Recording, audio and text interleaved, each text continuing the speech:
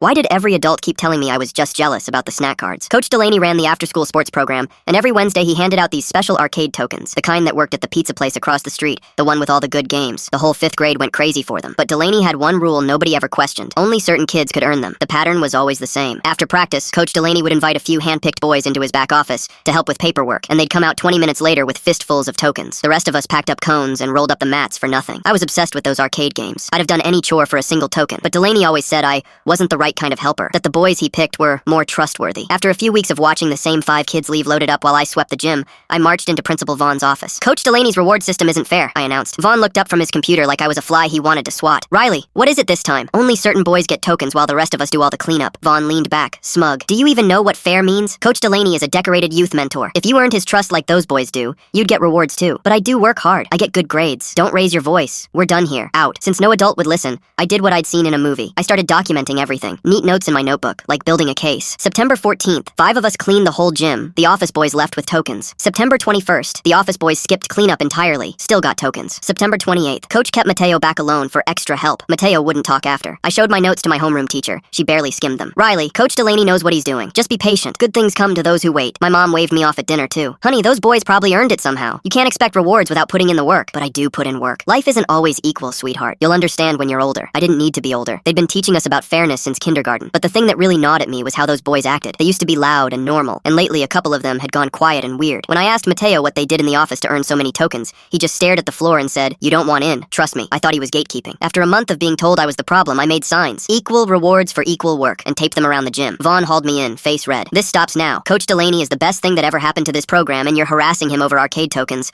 You're crying wolf, Riley. Keep it up and no one will ever believe you about anything. One more stunt and you're out. I went quiet for a few days, but I wasn't done. That Wednesday I took my dad's old phone from the kitchen drawer, slipped it into the front pocket of my backpack with the camera peeking through a gap, and left the bag on the bench right outside the office door. I just wanted to catch the secret, some password, some trick the chosen boys knew. I figured I'd finally have proof of the favoritism. That's not what I recorded. When I got home and started playing it back to show my mom how unfair it was, her face drained of all color before I'd even explained anything. "Riley," she said, in a voice I'd never heard her use, "I need you to stop the video, and I need you to tell me everything that happens in that office. Everything." So I told her all of it, the same stuff I'd been complaining about for a month while every adult brushed me off. She didn't say another word to me. She just grabbed her keys and drove straight downtown with the phone while our neighbor sat with me. That night, 2 officers came to our house and asked me gentle questions about the program and the office and which boys went in. They asked if they could keep my notebook, and one of them called it really, really helpful. For the first time, grown-ups were leaning in to hear what I'd been shouting for weeks. I never saw Coach Delaney or Principal Vaughn at the school again. My mom just said they had to go away and weren't coming back. Mateo started talking again eventually. It took a while. I still don't fully understand everything that happened, but I understand this. I was right that something was wrong, even when every adult told me I was making it up.